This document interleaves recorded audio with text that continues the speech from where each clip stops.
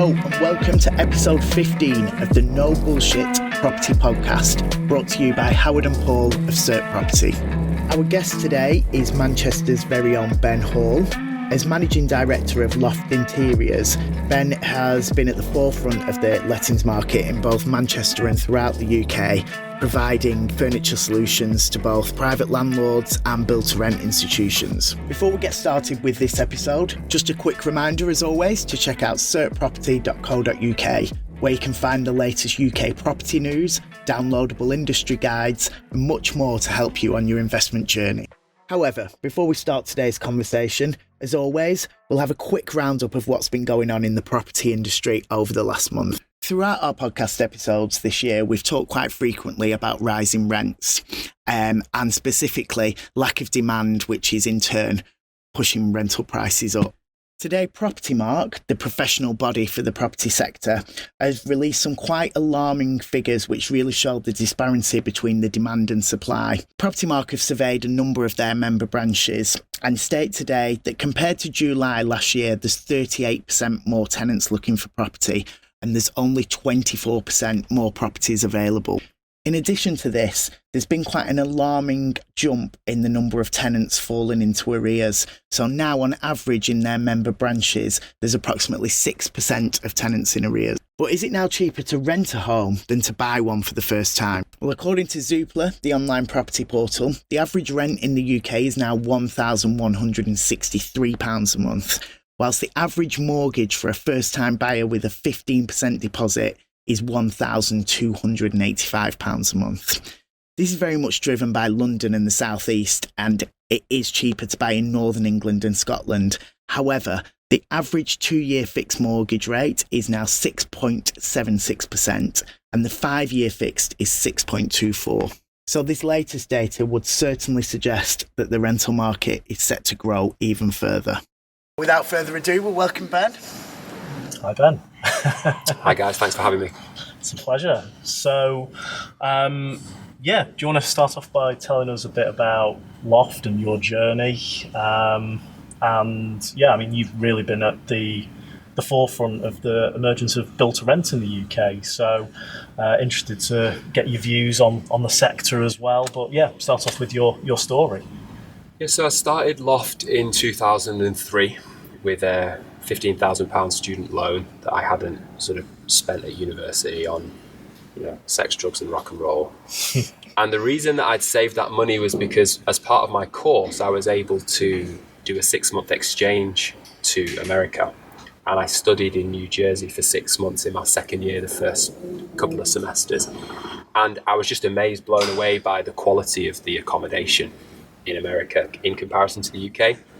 So I was in halls in the first year in Nottingham, and then I didn't have to go through that whole political piece of who are you living with next year because I was going to the States, but I had no idea what I was sort of getting myself into.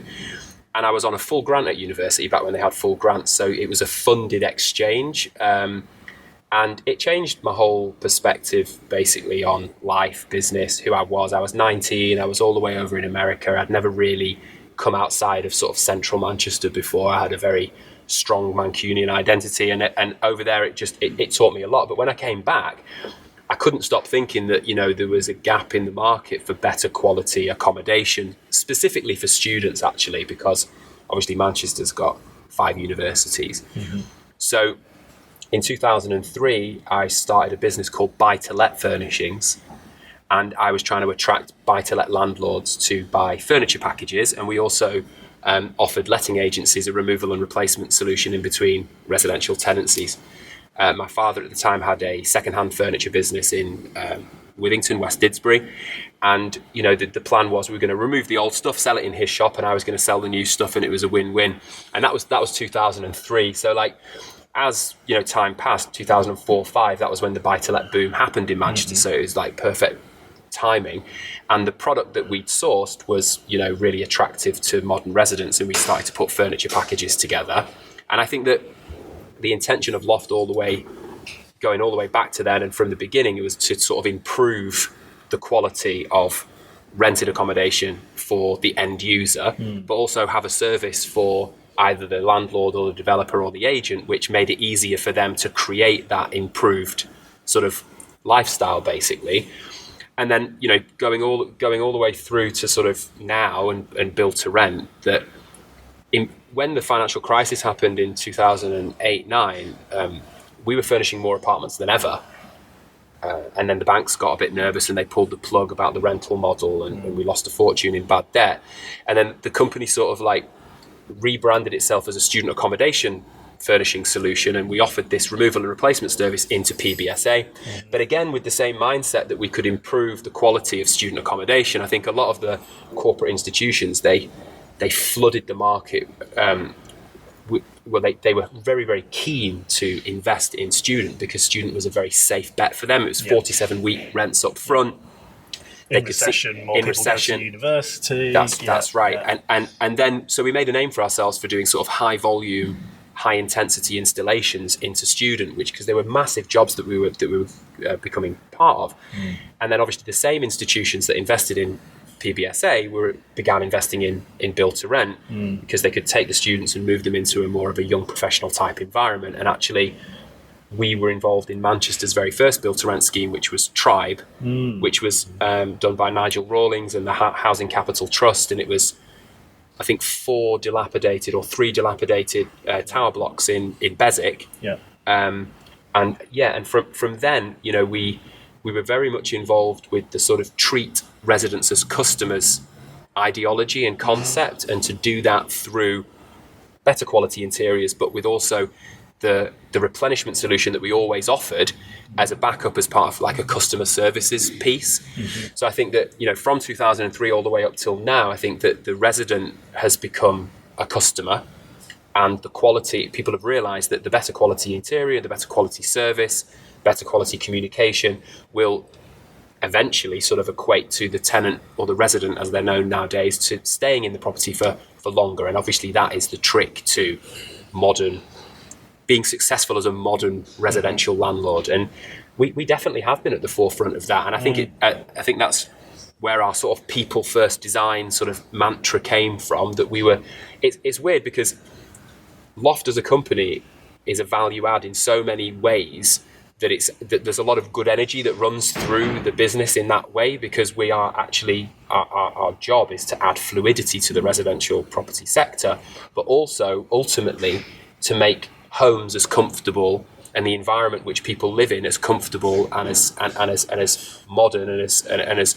durable and as, you know, practical as humanly possible. But, you know, it's a win-win-win all round. And then when you trace that back to where you're actually buying the furniture from, you can actually do quite a lot with the way that you procure furniture and bring it into the country and warehouse it, so you can affect people's lives that are working in the factories that are making the furniture. You can help people that work for you as well with employees, and then you can ultimately sort of like make a really pleasant and modern living environment for the end user. So it's quite a nice company to have, to be honest. I mean, it's interesting that, you know, you came back with this vision of, you know, treating the tenant or the resident as a customer, and that is ultimately what build to rent has evolved into. But treating it like that back in the early 2000s was actually still quite unheard of. You know, people obviously wanted to make the property appealing, but I guess it wasn't like it is now, where websites like Rightmove weren't as dominant, and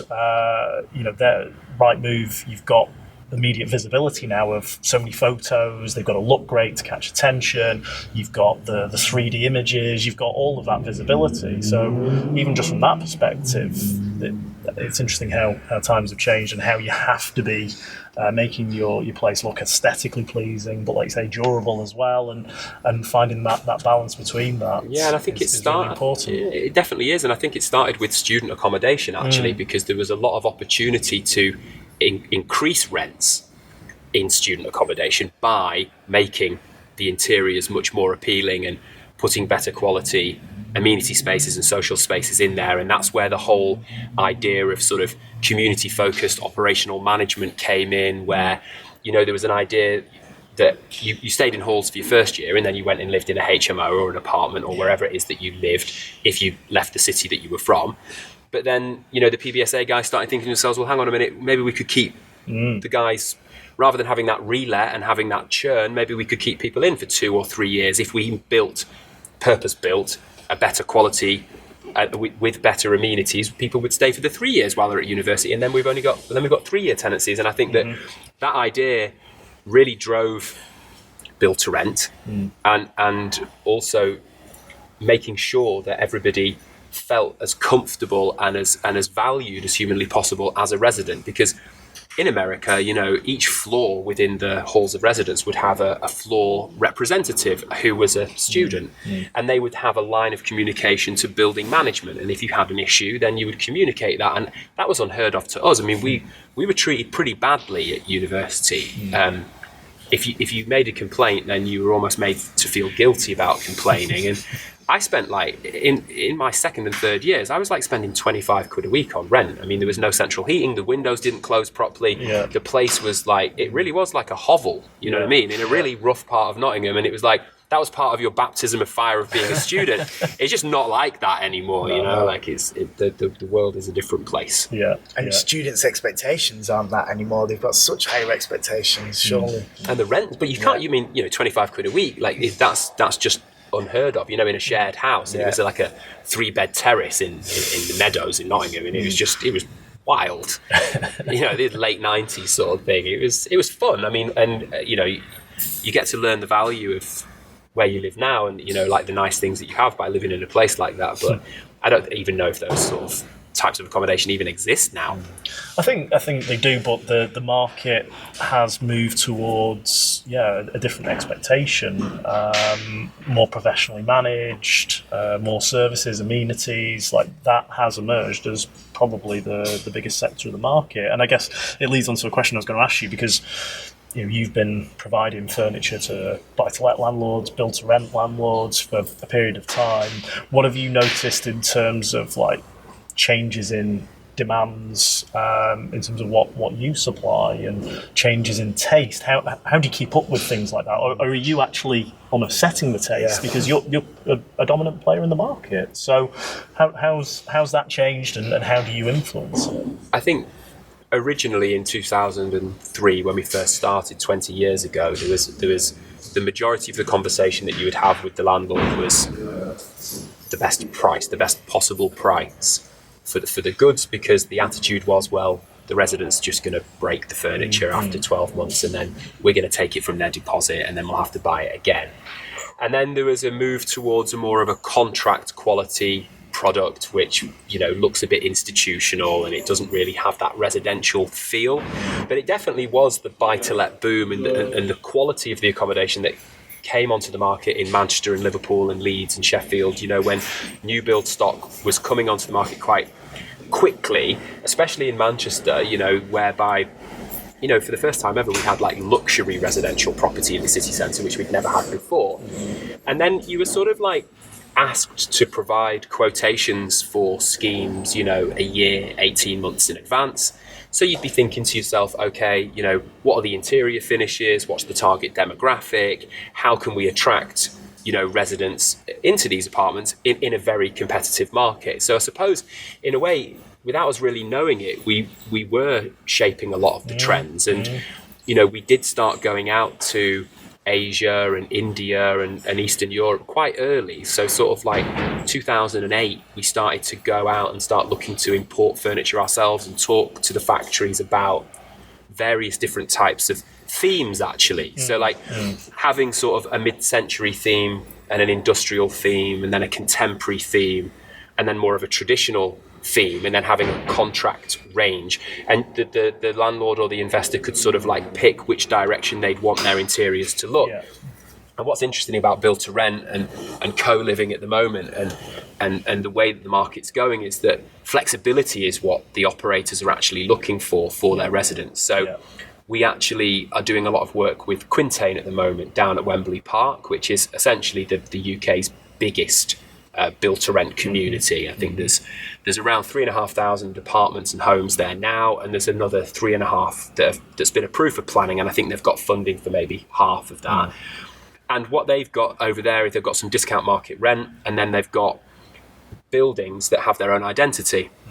And it's an interesting question, because now Loft is actually getting involved with branding residential development and discussing the brand identity of a residential development, and then reflecting the brand values of that operator through interior design. And I think that this is a key question whenever we get asked, and there's so much capital trying to get into the UK right now. Like, it's incredible. And the government have got to really do something about the blockages and the delays that are to get this capital into the market and build the homes that we desperately need. Everybody comes on the phone to me and asks me, like, how do you think we should furnish a scheme that's going to be done in 2026? And the question I ask is, well, how are you branding you? What identity do you want for your either operational arm or this particular block? And, we look at the area, we look at the history of the area, and then we look at the target demographic, and then we try and reflect that through the interiors. And I think that we have a core range that is aimed at PRS landlords. But then on the build to rent side and the co-living side, and certainly the PBSA side now, that they want this exclusive identity with a product range that is semi-exclusive to that particular development.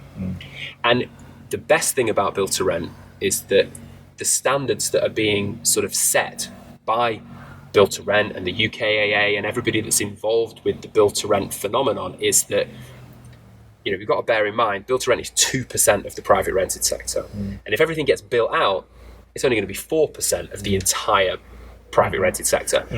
But the impact of that level of quality and that type of design on the private rented sector will mean that those that are involved in it and those landlords that decide to hold on to their properties, post interest rate rises and mortgage rate rises, they're going to have to bring their properties up to a similar standard of the build to rent spec, or they're going to lose their residents to a new build block or a landlord that has decided to do the right thing and up spec it. And there is a lot of private rented stock, as you've pointed out, that is substandard. And I think the government are trying to force the hand of a lot of private landlords with the energy rating laws and the new white paper that came out about the quality of residential accommodation. And we're super keen to make sure that everybody's living in a place that is good for your health rather than a place that's bad for your health. And we can help with that, definitely. No, I think you're right there. There's definitely a shift in the market that the government, originally wanted to see all this investment into build to rent. They wanted to professionalise the sector. Now that money's coming in, they are trying to ensure that the rest of the market keeps up. But it'll be interesting to see. I mean, you see in Manchester now, there's a disparity between rents that are being achieved on build to rent with all of the amenities versus older schemes where it's individual buy-to-let landlords and they don't have the amenities. And can those older schemes be improved enough to keep up, or will that disparity widen? There'll be a very distinct two-tier market where you'll have a building across the street from one another that might be the same size of apartment, might be finished the same inside, but because one's got the amenities, the other one hasn't got the same energy rating, there's going to be a massive gap between where rents sit for. I think residential will become like commercial, and you'll have band A, band B, band C.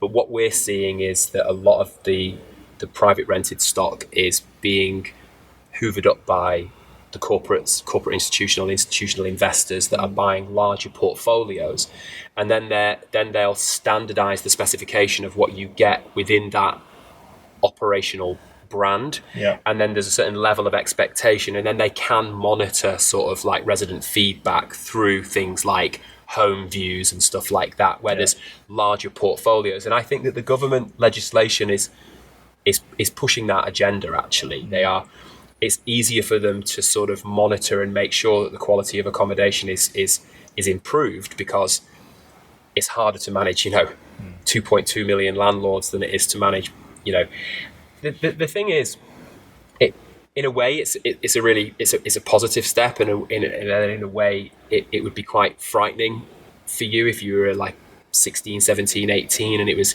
becoming more and more difficult to get on the housing ladder or to invest in property individually and sort of have a bit of a nest egg for your retirement. If the corporate institutions do sort of own the majority of the private rented sector, and they don't at the moment, but it certainly looks like it's moving in that direction. Like, what sort of aspirations that people will have, or whether they'll just let go of the home ownership piece because it's a risk, and they'll invest in other areas like crypto or stocks and shares or their own business or whatever it might be. It's an interesting time right now. It's definitely a turning point, Definitely. And I think digitalization is the turning point, actually, because you can go now on a block of apartments and look on home views and see how that apartment block is performing from a resident's perspective. I mean, we didn't have that 5 years ago.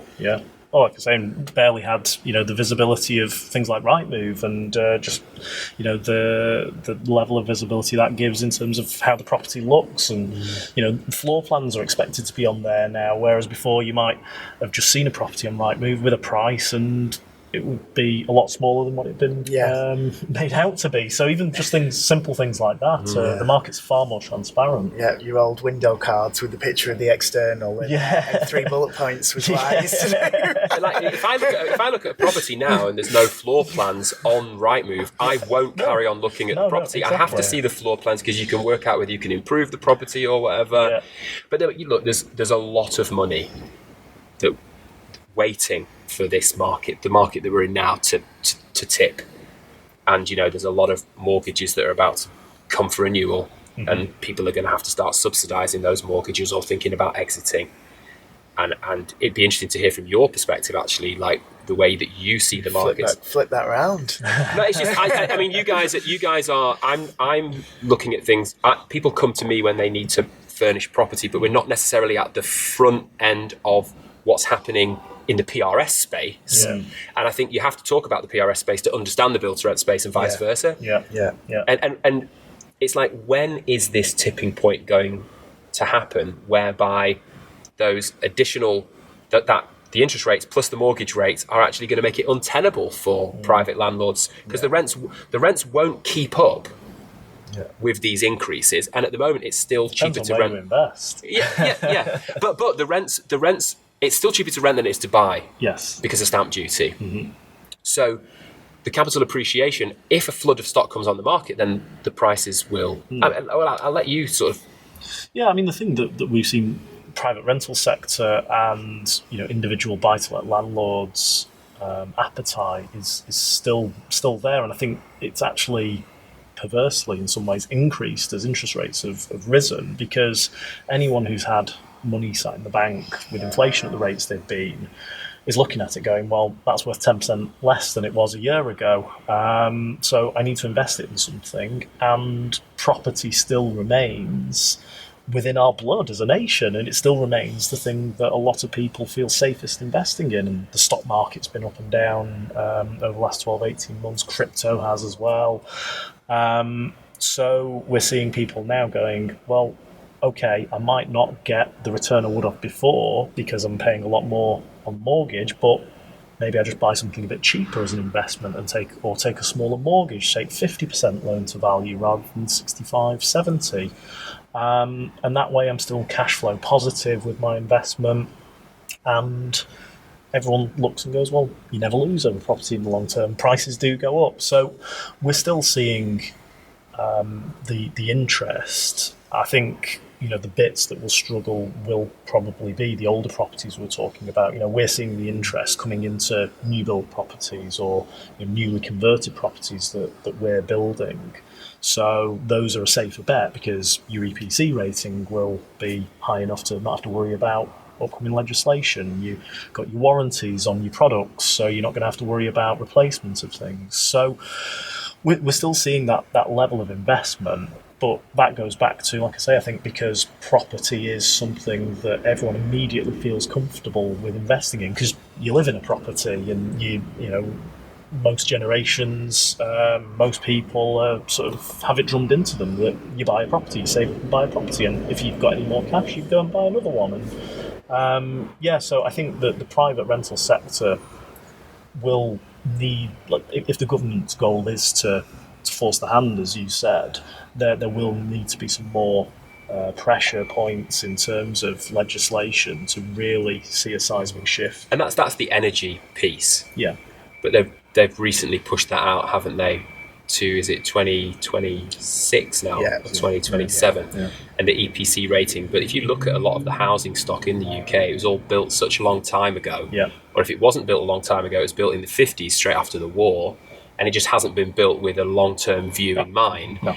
And that's when that whole retrofit versus sort of knock it down and rebuild it piece comes in, and there's big discussions to have around that, because obviously then you've got the ESG considerations of either retrofit or knocking it down and rebuilding it.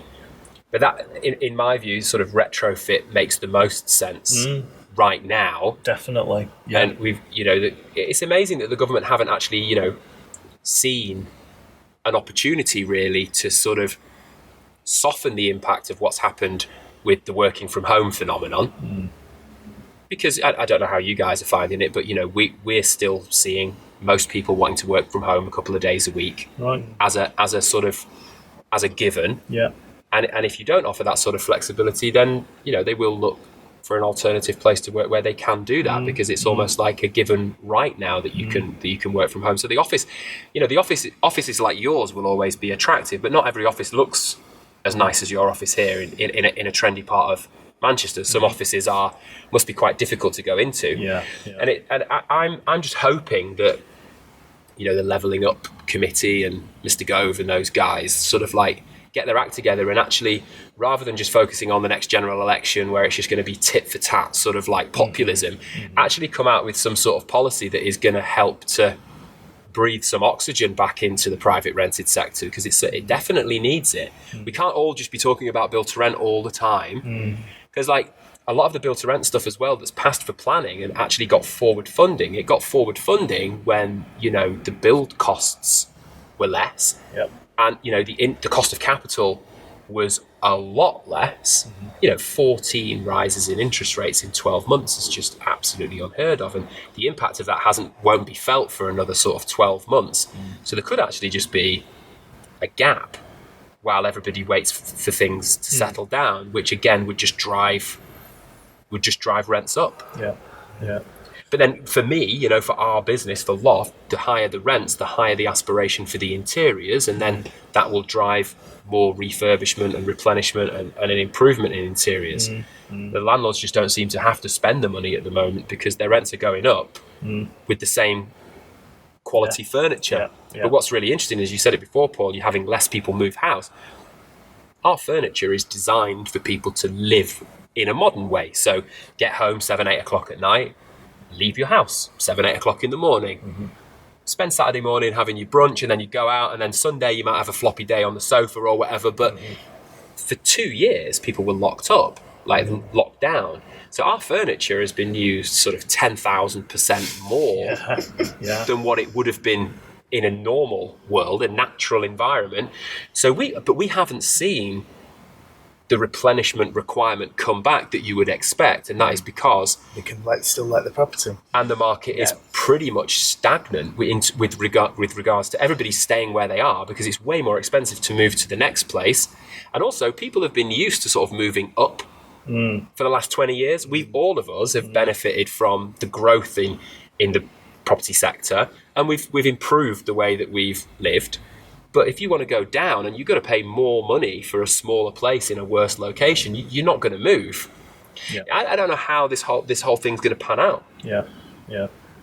I mean, the fact is, people are going to be constrained by costs versus wages. So, the only obvious way it can play out in the short term is for people to stay put, unless you're seeing big increases over and above the rate of increase in rents in your salary. Then what else are you going to do? A new property will come to the market, a new build to rent property, but the next one that comes along always seems to be going a little bit higher and a little bit higher. So we're involved with a scheme here at Collier's Yard for Cortland. Honestly, I went round it recently, and it's literally one of the best blocks of flats that I've ever seen. And we've been doing stuff all over the country, and we've done stuff abroad as well. But the amenities and the apartments themselves, and just things like the quality of the glazing and the sound, the energy ratings, and the way that the apartments are designed. We're actually seeing real build to rent. We're actually seeing real apartments that are built for two couples sharing, or two people sharing, proper space planned with higher ceilings, with better ventilation. It's a pretty amazing block of 539 apartments, and I think that they've already pre-let 150. They're not ready to launch until next month, but it's pretty amazing to see. Well, it just adds weight, doesn't it? If you're going to rent something and you're going to pay a premium, then you might as well get the best possible product that you've got on the market. It's just whether landlords, if there's not enough stock on the market, then the landlords that have got this older stock, it's just a matter of time before they've got to improve it. But the question is when, and then they're not going to be able to build 350,000 houses a year. And they fell behind by 150,000 a year in the lockdown, building around 200,000 a year, I think. So they're already 300,000 behind whatever. They've just got to go. For me, I just don't understand why they don't explore modular in more detail, prefab stuff. The likes of Greystar and these guys, Tide Construction, are building modular, large scale 30, 40 story towers in modular. And yes, it's a bit more expensive up front, but the return that you get on capital is way quicker. Just really surprised that we haven't seen any more of that. And I'm really surprised that we've seen so many of these modular guys go bust as well. Yeah, I think the challenge for modular has been the cost versus traditional construction, and there was a big disparity, but traditional construction costs have increased so much now that modular does start to look like it makes sense. And it's funny that it's at that moment, it's not funny, but it's at that moment that suddenly, like you say, there's been a number of modular contractors or developers go into administration, which I think has largely been because of just you're setting up a production line. It's difficult. You're setting up a new production line to do something completely new. You're going to have problems. And alongside that, if you've also got problems in the viability of it, you're not getting the through flow.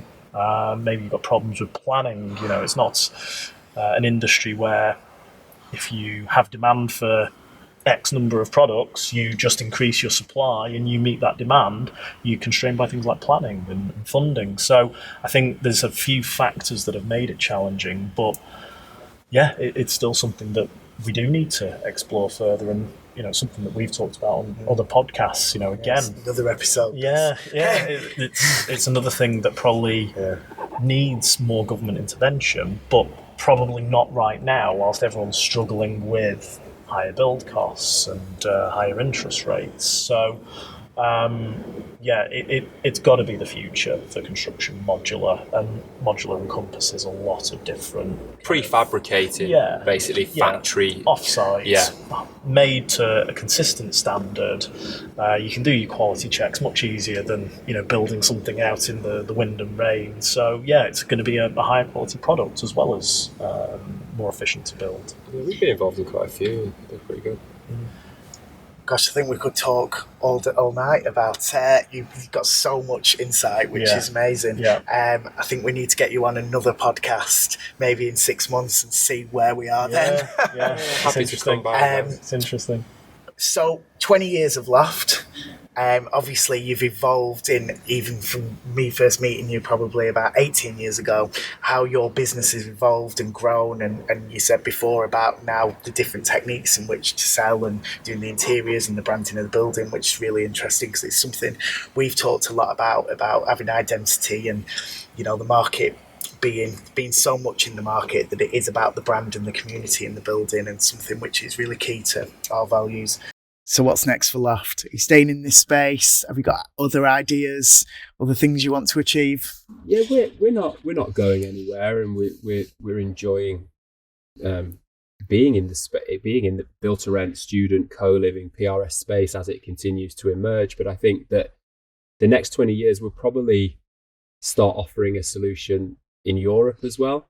Okay. And I think that a lot of the customers that we've been working with here in the UK, American funds, Canadian, Australian, Singaporean funds, are exploring student accommodation and built to rent in mainland Europe. Yeah. A lot of the bigger cities there are crying out for better quality accommodation like they are everywhere else. And in this winter, actually, we should be launching a student sort of offering in mainland Europe, and there's nothing to suggest that we wouldn't be able to do something on the build to rent side too. It'd be a project focused business. It'd be sort of like contract work. It wouldn't be the replenishment business at first, but I think there's a big opportunity in mainland Europe. But there also remains a huge opportunity in the UK. You know, there's record amounts of money being invested in build to rent. Co-living is going to grow massively in this country as people have to share space and keep things affordable. And also, we're quite proud of being an independent business in a very corporate world. And me and my family still own 100% of Loft. We don't have any private equity funding or any venture capitalist money. And that to us is really special, because a lot of businesses that get to our size have to take investment, and they have to sell part of their equity. And I'm not saying there's anything wrong with that. I'm just quite proud of the fact that we haven't gone down that route. Organic growth. So far, it's organic growth, and we've reinvested, and we're sort of, we remain independent. And certainly since the lockdowns, you know, the world has become even more corporate. And if you look, you know, the majority of the businesses in the world, you know, the shares in the world are owned by 8 corporations. Of course. These 8 corporations own the media companies, and these companies fund governments, and the world is becoming too claustrophobic with regards to who owns and runs and calls the shots. So the next 20 years for us is to try and stay as independent for as long as we can, because I think that we need to use that independence to break down some of the financial and social barriers that there are for people to get into the property sector, or for people to become entrepreneurial, because the more corporate that it gets, the harder that it gets, and the more expensive that it gets to get an education, or the more expensive it gets to set up a business. So really for us, like for me, especially with Loft is a very proud Mancunian company that has been a disruptor in an industry that has been run by corporate institutions for a long time. And, you know, like moving down to London and trying to get taken seriously down there was very challenging indeed. And there are a lot of social barriers in the UK, and they're not spoken about very often, and they're not discussed openly. And I think that if Loft could help to inspire people generally, not just young people, but all people, that there are opportunities if you have a service and a plan and a solution that is tailor-made for a certain target audience, then, you know, you don't necessarily have to work for one of the big corporate companies. You can actually do something a little bit differently, and then sort of use that platform and that voice that you create to raise awareness of issues that are happening that the corporates don't want you to talk about. You know? No, amazing, and very much in line with kind of our values and where we are. Power to the people, so, you know, like we are the many and all that sort of thing. So I reckon year 40 you'll be truly international. Well, I mean, I've got approached the other day to do something in Miami. Amazing. And I got approached only very recently to do something in Melbourne, in Australia. And it's like, we want to know, because obviously our supply chain is global. Yeah. So like shipping goods globally, like it is relatively easy once you've got the supply chain relationships. Yeah. Obviously we're not gonna, I'm not saying Loft is going to become a global brand. There's a lot more for us to do internally first, but it would be fun to do stuff in Rome and Madrid and Paris and stuff like that, and then see where that takes us. Yeah. Well, best of luck. It's great to work with you guys, and we've worked with you on many of our schemes and many of them going forward, and it's always a pleasure. So thank you for talking to us today, and definitely get you on again soon. Okay, thanks, Paul. All the best, mate. So thank you for tuning in to today's episode of the No Bullshit Property Podcast. If you like today's episode, please hit subscribe wherever you listen to your podcasts, but also check us out on Instagram. Our handle is @cert_property, and send us a DM letting us know what you think of the podcast and what you'd like to see more of. You can also find the latest UK property news, downloadable industry guides, and much more to help you on your investment journey over at certproperty.co.uk.